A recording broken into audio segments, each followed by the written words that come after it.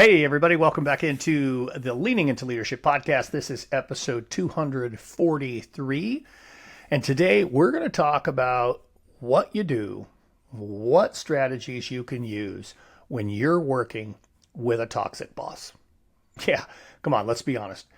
Everybody at some point in time has worked under a leader whose main strategy is fear, the kind who just simply controls through intimidation or silence or even shame. That could take a real toll on you. So that's why today we're going to sit down with Kate Lowry. She is the author of Unbreakable, How to Thrive Under Fear-Based Leaders. Now, before we jump into that though, I want to share a quick word about our new partners at DigiCoach. Man, they have developed something that helped leaders build the opposite kind of culture that we're going to talk about with Kate. A culture that's grounded in clarity, consistency, and growth. Look, let's be honest. Great school culture doesn't happen by chance. It's built through consistent, supportive feedback. That's what I love about DigiCoach. DigiCoach helps leaders make coaching part of their daily routine. It's designed to make walkthroughs and feedback faster, clearer, and far more meaningful. And you can collect insights, you can spot patterns, and even use that information to help guide your professional development plans. The DigiCoach app turns walkthroughs into opportunities to listen, to recognize trends, and really to create that genuine coaching culture. Look, finding time for high quality feedback can be tough. I see it all the time. This is where leaders tend to sacrifice the most because they're pulled in so many other directions. That's where DigiCoach comes in. You can capture data that you need during your classroom visits. You can see what's really happening in your school and build that coaching culture that is absolutely all about continuous growth and improvement. Now look, clarity comes from visibility, and continuous improvement comes from being consistent. So when coaching becomes a part of your daily rhythm, everybody wins. You build trust, you strengthen alignment, and you drive improvement across your school where it truly matters, with your teachers and ultimately with your students. Visit digicoach.com and mention that I sent you for some special partner pricing. Once again, that's digicoach.com. All right, let's get into today's conversation. Kate Lowry joins me to unpack what fear-based leadership really looks like, how to protect your energy, and how to take your power back when you're caught in that kind of environment. Let's dive right in. All right, everybody, welcome back into the show. Today joining me is Kate Lowry. And Kate and I are going to have a little conversation here about something that probably every single one of us have dealt with. And that is working with somebody whose primary leadership strategy is fear. For those of you who know me and know me well, you know that one of my favorite television programs of all time is How I Met Your Mother. And there's an episode in How I Met Your Mother that I think really sets us up well for this conversation. There's a particular part of this episode titled The Chain of Screaming, where Marshall has, let's just say, an overbearing boss who continues to just scream and scream and scream and yell and scream. And what makes that episode so interesting is that's something that probably all of us have experienced. Not often do we have the toolkit, the knowledge, the wherewithal to survive working in that particular environment. And so that's why I'm so excited to have Kate joining us here on the show. Kate is the author of a brand new book titled Unbreakable, How to Thrive Under Fear-Based Leaders. So this is going to be a really cool conversation. Really excited about this. Kate, welcome into Leaning into Leadership. Thank you so much for having me, Darrin. Yeah, absolutely. So let's do this, Kate. Let's orient our leaders just a little bit to who you are and what maybe led you to writing a book about fear-based leadership, and then we'll dive into our conversation. So let's go ahead and start with that. Yes, definitely. So I'm a Silicon Valley based CEO coach, author, and venture capitalist. And I started writing this book this past spring because I noticed that my peers and my clients were really starting to spin out. There was a new leadership style kind of sweeping across tech, business, social, and public sector that was something we haven't seen in a long time. And that is fear based leadership, which is top down, hierarchical, dominance based leadership where it's kind of my way or the highway. And what I thought was interesting is that a lot of people around me were struggling with this, but I was totally fine. And that's when I realized that I had a toolkit that most people didn't have and set out to write it for other people. I think that's such an interesting piece. And, when you and I met the first time and had a conversation, I think I shared this with you, but if not, I'm going to share it anyway. One of the superintendents that I worked under very much would fit that category. Not the chain of screaming like I was talking about with How I Met Your Mother, but rather the my way or the highway. And honestly, the primary leadership skill that person brought to the table was punishment to gain compliance. And this, we'll make an example out of somebody so everyone else will fall in line. Share with me maybe some of the scenarios, or even just one scenario that you were noticing, whether that's within your clients or friends of yours that were struggling with that exact same kind of thing. Yes, definitely. So these types of leaders are really rigid. They're often really shame based.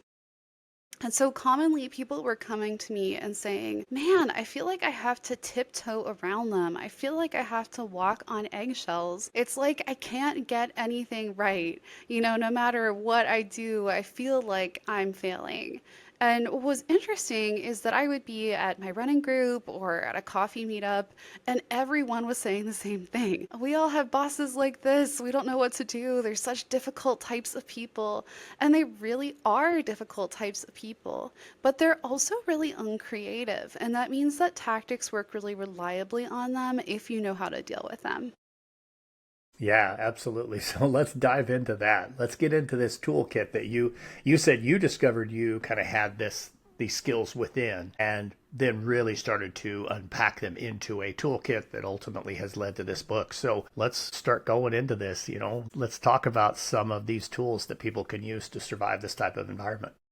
Yes, so it starts by understanding how this type of leader thinks and makes choices. They operate in a totally different realm of rationale compared to you or me. It's all emotion, hierarchical, driven logic.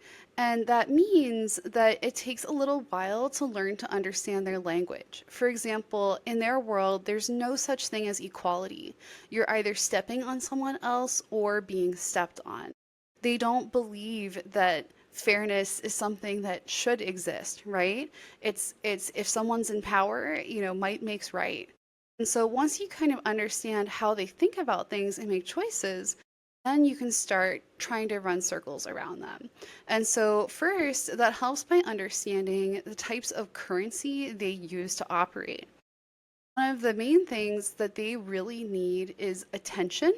Another thing they need is information. So if you can set out with a strategy to control how much attention they're receiving and how much information they're getting, you can start to control them. So let's dig a little bit deeper into that. So as I'm listening to you talk, I'm going back into my situation, the one that I talked about kind of right off the top. I'm wondering, how do I, from the role I was in. So I was a principal. This person was a superintendent. How do I my space, no matter what my space might be, no matter where our listeners, specifically that their spot in the organizational chart might be, how do they give more attention up to that person who happens to be this toxic boss? Well, you can lever attention up or down. So, if you know that someone gains energy because they need constant validation, you can choose to not be available or reply extra slowly to kind of reassert some of your power. You can also strategically validate them or stroke their ego to get them to calm down and see you as an ally. It really depends on how you want to play it.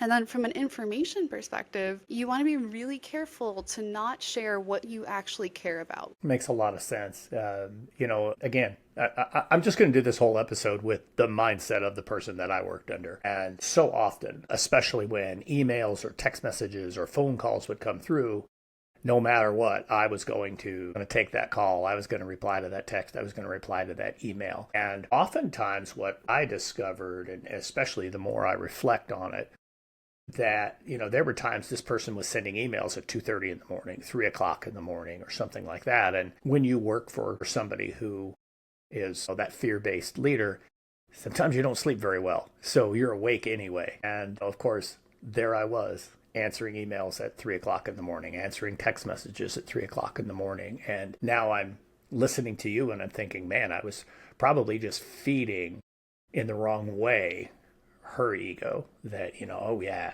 I've got Darrin right where I need them. Is that something that you have found to be pretty common in your research as you put this book together? Yes, definitely. So these types of leaders think that they own you. And like, I mean, literally own you. They think that all of your time is their time, no matter what the time of day. They have no respect for PTO, no respect for sick leave. Some of the situations I've heard of have been pretty extreme. People who are trying to deliver their children in the hospital that are getting emails or calls from their boss and things like that. And a lot of people don't realize that many things fear-based leaders tell them are lies. So they will say, when I say jump, you have to say how high. They'll say, you're nothing without me, like you're incompetent, like you couldn't do anything on your own, without me, you're nothing. And people sometimes start to believe them and they think, oh my gosh, I didn't realize I was so incompetent. Oh my gosh, I didn't realize, that I just don't get this. I should work harder. I should be more loyal. I should put more time in. But it's actually kind of the opposite. You do need to be somewhat responsive, but availability is actually a form of leverage. When and how you choose to respond is a form of ownership. Oftentimes, I will also tell people that these types of leaders feed on reactions. So they really like, having a meeting with people in front of them and either making everyone in the meeting bow down to them or, scream as they metaphorically kick them, take away their budgets, take away their initiatives. So one of the safest things that you can do is pretend that you're a really inert part of the landscape. I call this like pretending to be a gray rock. Right? You can kick a rock, you can yell at a rock, it's not going to do anything. And that's really boring for a fear-based leader. And so if you reinforce that you're not around all the time for them to kick, when they do kick you, it's pretty boring and you don't have a lot of vulnerabilities. That takes away a lot of the levers that they're trying to pull. That's so interesting. And, I'm looking back at some of the things that you had shared with me in our first conversation. And, this I think is kind of tying into what you had said back then, which is really getting to the core of what it is that motivates the leader who is behaving in this way. Mm-hmm. A lot of what you're sharing really just sounds like just narcissistic behaviors, very much that, it's all about them and they don't seem to value or validate anyone around them. Let's maybe dig a little bit deeper into some of the other tools in your toolkit that helped you be successful and of course went on to create this book that everybody is definitely going to be purchasing after they hear this. Yeah, definitely. So there are a lot of different tools that are important here, but two that I think are especially important are recognizing what their capacity is. I call this don't shop for milk at the hardware store. If you go to a hardware store looking for milk, you're always going to be disappointed. And fear-based leaders only have certain things on their store shelf. They're not capable of recognition, empathy, appreciation, respect. They fundamentally don't have the psychological capacity for that. And so what you have to recognize is, okay, they do have control over my budget. They do have control over who I can hire. They do have control over the rules of the road here. So I'm only going to go to them with things that they are actually capable of. And then secondly, something that people don't think about enough is how to preserve their own autonomy and their own resilience. So there are 2 chapters in my book that are specifically about how to protect your own energy, and how to make sure that you have a diversified identity. Because if you want to launch and learn a totally new skill set, you can't be pouring from an empty cup. And so I say to anyone who is dealing with a leader like this, recognize that they're deeply draining to be around and create an active strategy of 3 things you'll do each week that bring you joy, that bring you energy, so that you have something to pull from.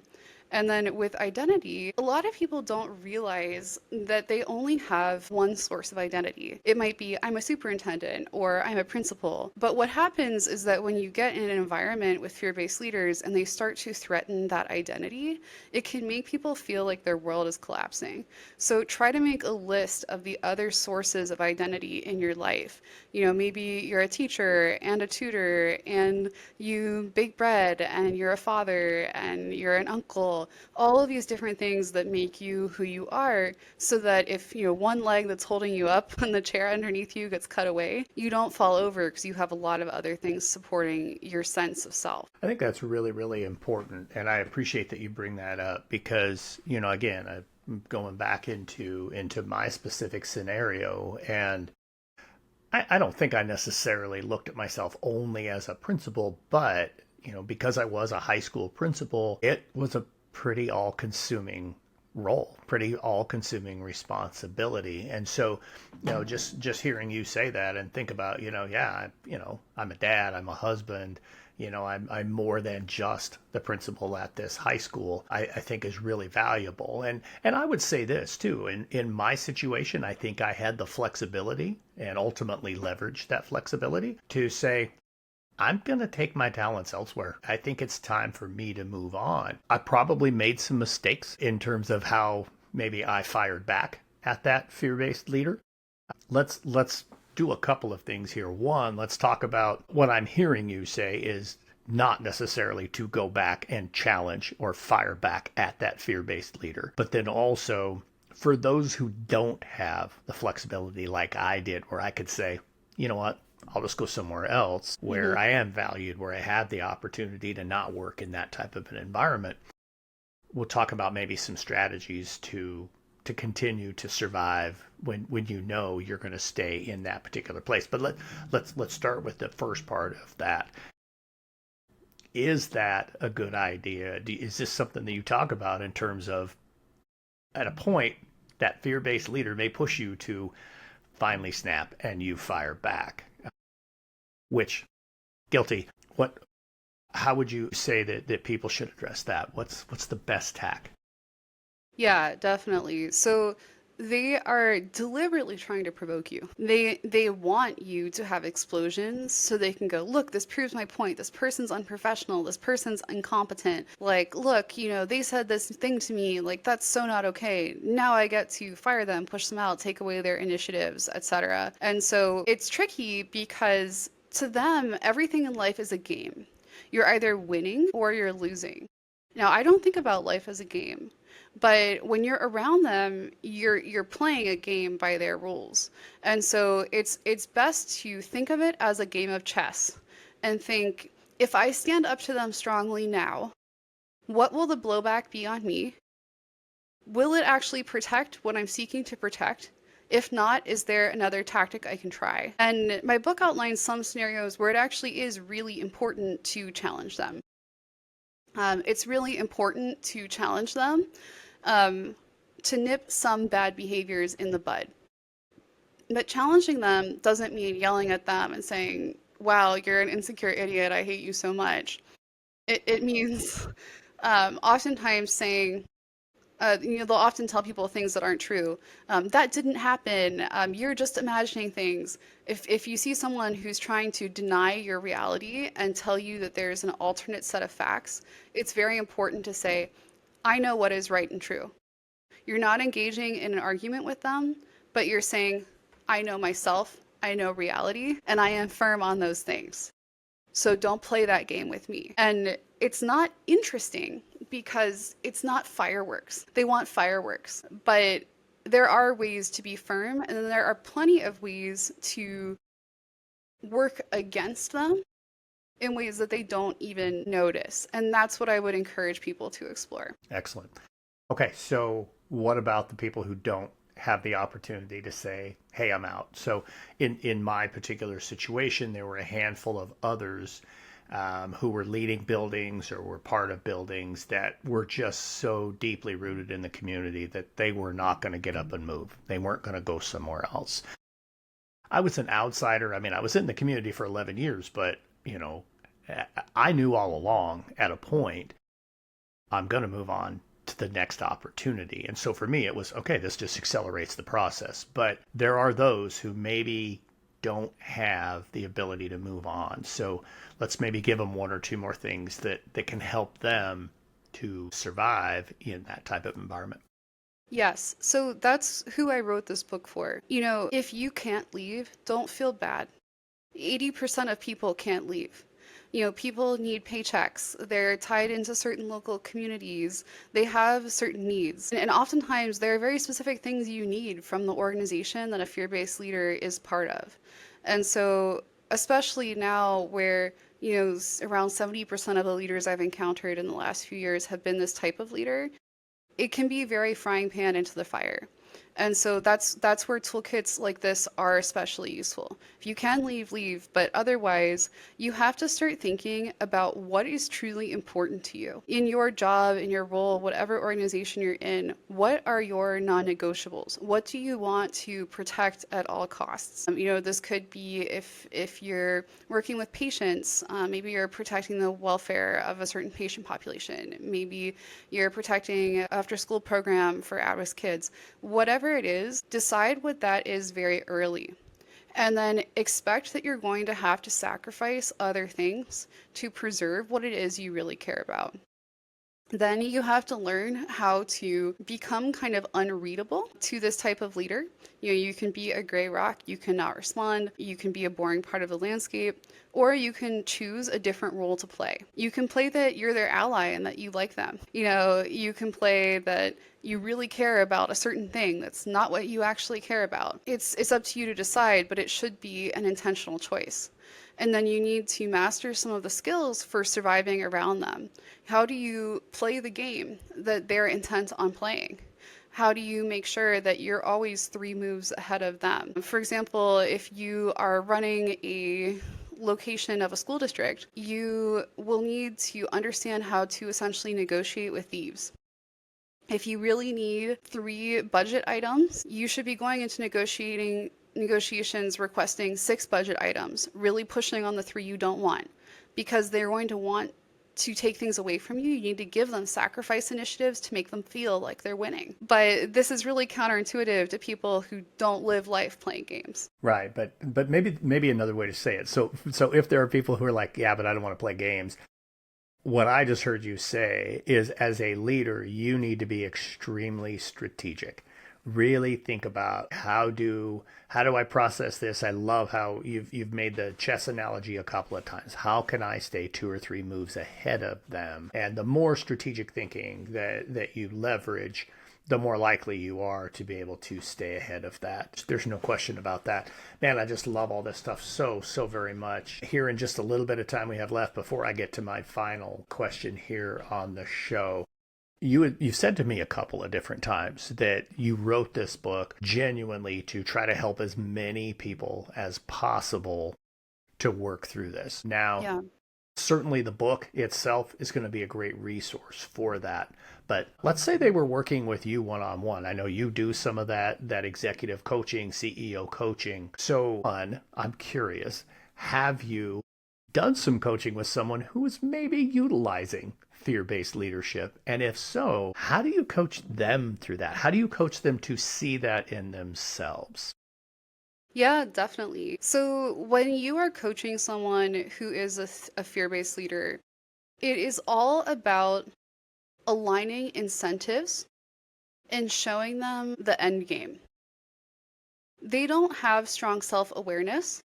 If you tell them you have deficiencies in these areas and it's costing your team money, they will fire you as a coach. So instead, you have to show them why it pays to do the right things. I get that your employees are so annoying and that they're always asking you for stupid stuff, But if you give them, 30% of what they're asking for, your attrition should go down by 15%. I get that you think that it's really annoying that you have to listen to your employees' ideas for new products because you know what you want to do anyway. So here's a forum that we're going to create where your chief of staff filters the suggestions back up to you, making sure that they're not wasting your time. Right? It's about showing them why it's in their best interest to behave differently. But at the end of the day, I don't tend to coach a lot of these leaders because they don't have a strong growth orientation. The reality is that they're insecure and they're running on fear.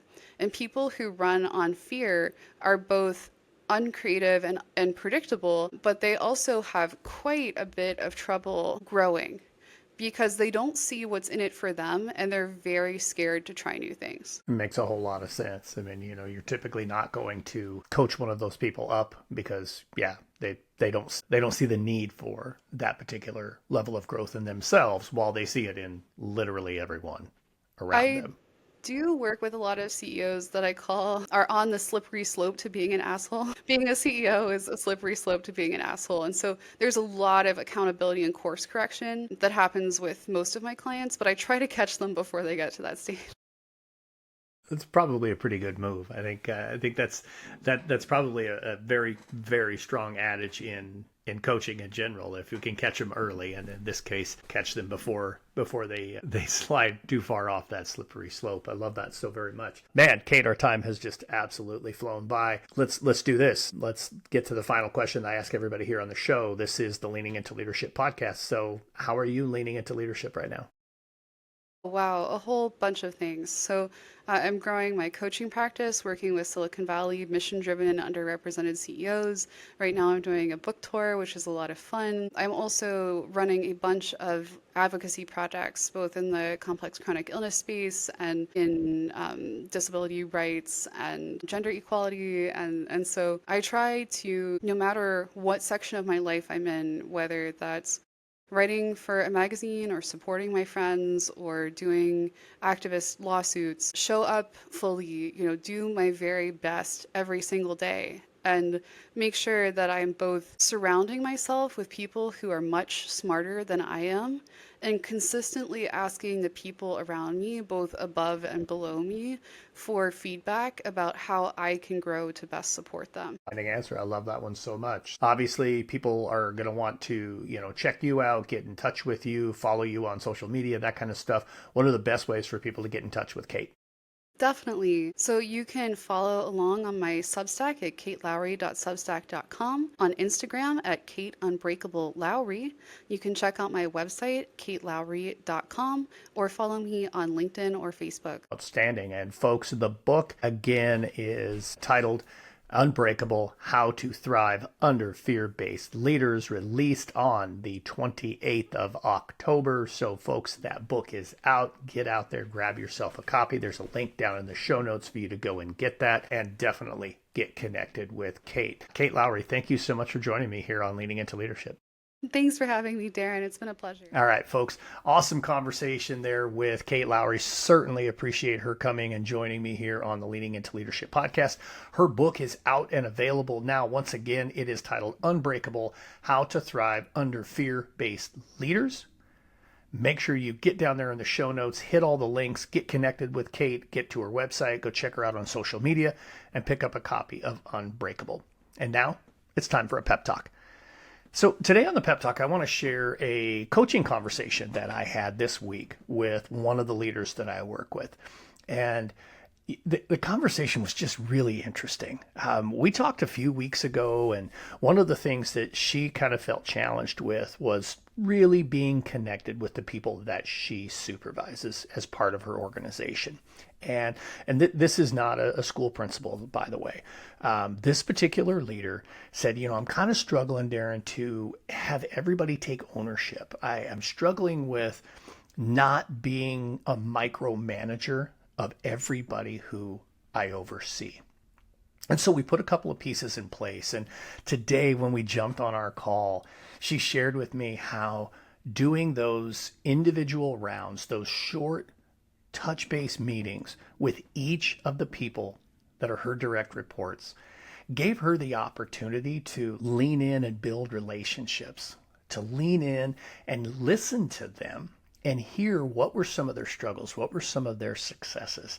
And man, it was incredible to hear just how much her direct reports are appreciating her leadership and how she's already, even in just one set of rounds, starting to see more ownership coming from the people she supervises. Look, here's the thing, people. Leadership is a person game. It is about people. You've heard me talk about it here on the show many, many, many times. Leadership is a people business. If you're struggling in that same kind of situation where you feel like your direct reports aren't necessarily giving you what you need, sometimes it isn't about giving them more directives. Sometimes it isn't about spending more time telling them what to do, but rather setting the time aside to have regular conversations, to hear what their struggles are, hear what their successes are, and lean in to building those relationships. Hey, that's what I've got for you this week, folks.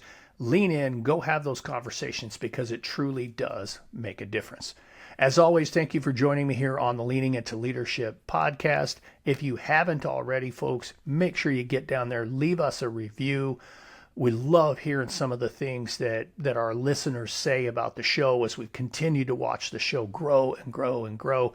Your reviews, your 5-star ratings, you sharing the show with other people that also can benefit from leaning into leadership help us more than you know. So I'll thank you in advance for that. And just remind you, as always, get out there and have a Road to Awesome week.